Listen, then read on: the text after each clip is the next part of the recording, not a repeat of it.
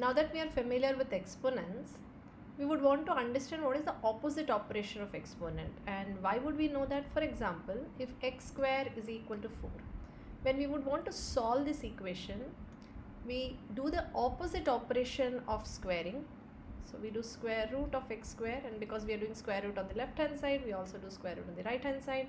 Square root and squaring are opposite operations, so they cancel each other, and x is equal to plus or minus 2. So for solving equations, we normally tend to do the opposite operation. Let me show you another example. X plus 3 is equal to 5. If I would want to find out what x is, I would want to isolate x, and therefore to get rid of plus 3, I follow the operation of addition by its inverse or by its opposite operation, which is subtraction.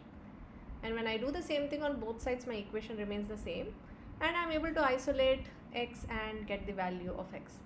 Same way, we have studied exponents now. We know this idea of 2 raised to x means 2 is multiplied with itself x number of times, and x can be a real number. The base is always positive. So in an exponent, a raised to x, a is positive. It can be a real number, and x is a real number. It can be positive, negative, or even fraction.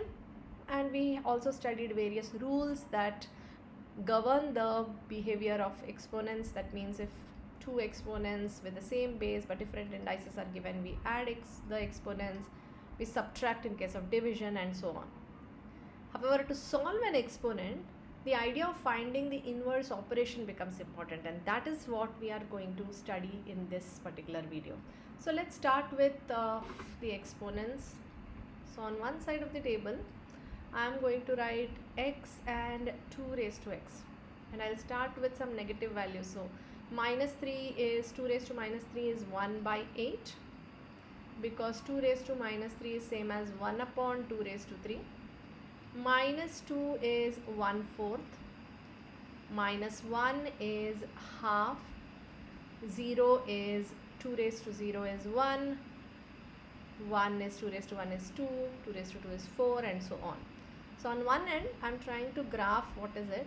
On the other end, I am saying that if its inverse operation means if I give the answer as my input, then my output should be the input of the exponent. So if 1/8 is my input, then my output should be minus 3, because I want to know what should be my number which when raised to 2 will give me 1/8 as my answer. Why 2?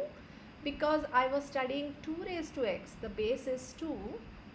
I am trying to study the inverse of it, which means with the same base, what is the number, what is the exponent that I should raise to 2 to get 1/8 as my answer, and the number I know is minus 3. If 1/4 is my input, then what should my number be raised to get 1/4 as an answer? 2 raised to what is 1/4? Minus 2.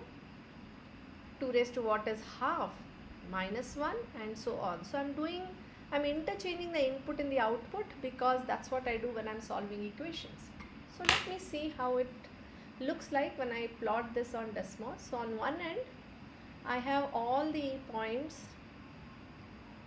which are following the exponent graph, correct? I have 2 raised to minus 3, 2 raised to minus 2, 2 raised to minus 1, and so on. And this is how the exponent looks like. On the negative side, as x decreases, the graph looks like it is approaching the x-axis. It never touches the x-axis, but almost approaches. On the right side, as x increases, the value of y, which is 2 raised to x, also increases. That's how my graph looks like. On the other side, so what I wish to do is, I want to graph the reverse. So that means what was the input earlier now becomes the output, and vice versa. So now if I'm graphing this, the graph looks something like this. Okay. So for negative values of x, which means for negative values of the exponent, the output is between 0 and 1, isn't it? For all fractions as output for an exponent, the exponent value should be negative. That's what it's showing. And for all values greater than 1, the output is positive. So all positive exponents are being given. It also shows the way exponent is oriented with respect to the y-axis. This new graph is oriented the same way with respect to x-axis. So as if I have rotated it and now have made it look like the x-axis became the y-axis and vice versa. Now that can even also be noticed more clearly when I draw the y equal to x line. And I see that the two graphs look like reflections of each other on the y equal to x line, because they are doing the exact opposite operation.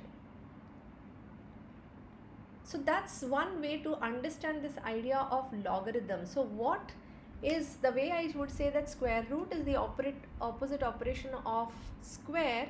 I would say that log is the opposite operation of exponent. These two are opposites. So that means if 2 raised to x is 8, then x is log of 8 to the base 2. So I will get the number which 2 should be raised to get 8 as an answer, and that's what logarithm gives me. So why is this useful? Well, it's not useful if I directly know the answer, like for example 2 cube is 8, I know the answer, so I don't need log.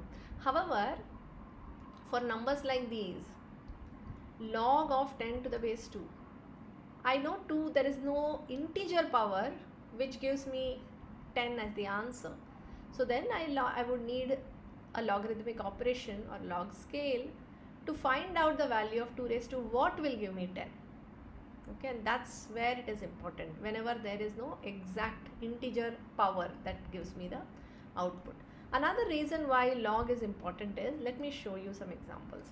Okay, log of 10 to the base 10, that means 10 raised to what is 10? 1. Okay, log of 100 to the base 10, 10 raised to what is 100? 2. Log of 1000 to the base 10 is 3.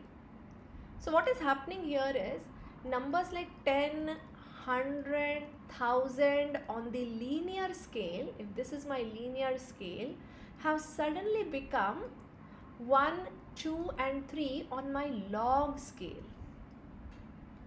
So the scale has suddenly become much more manageable. Why is it important? This is important especially with very large numbers and very small numbers.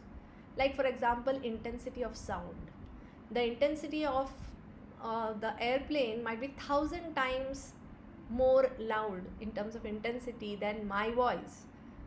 But if I want to graph my voice and the airplane's voice on the same graph for comparison, then 1001 are not possible to be scaled. However, if I take log, then I would have log of 1 to the base 10, 10 raised to 0 is 1, and 10 raised to 3 is 1000. So 1001 suddenly becomes so much closer than 1 and 1000, right? So log of 1 to the base 10, 10 raised to what is 1? Anything raised to 0 is 1. And log of 1000 to the base 10 is 3. The numbers become so much smaller and easier to manage. Especially in chemistry, if you see pH. pH is defined as log minus log to the base 10 of the hydrogen ion concentration. The reason is the hydrogen ion concentrations are in 10 raised to the negative power. So, and they're so different from one material to another. If I have to compare the pH of acids and alkalis, by taking logs, I'm making the numbers more manageable to work with. I'll give you another example of why logs are important. Log of 2 raised to x. Log and exponents are opposite operations, so I will get back x. So an exponent became suddenly a linear. So an exponential graph, when I took log, I got a linear graph. Isn't linear graph easy to draw because I only need 2 points So the number of data points I need to graph a straight line is much lesser than an exponential graph. So also for the purpose of linearization, which you will need when you are doing science experiments especially, logs are important. So two things, scaling and to linearize, correct?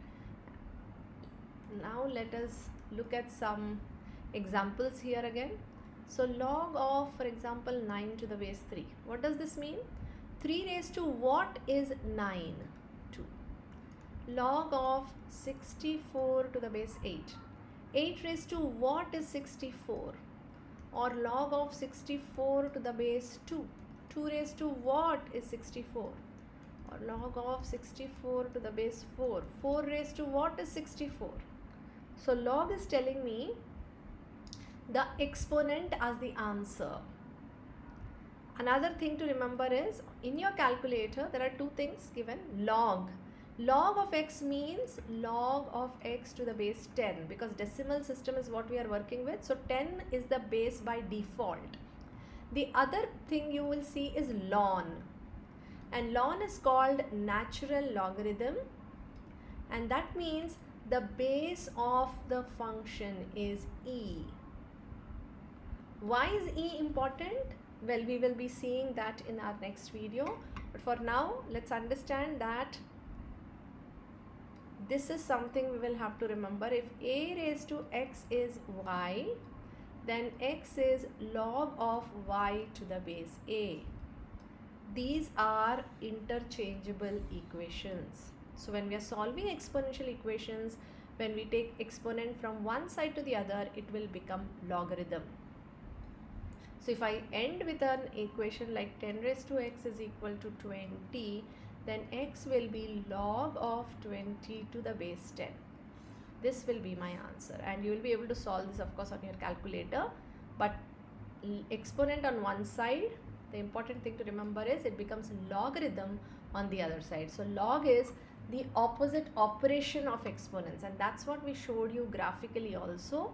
When the input and output of exponent functions are interchanged, the graph that we get is the graph of the logarithmic function.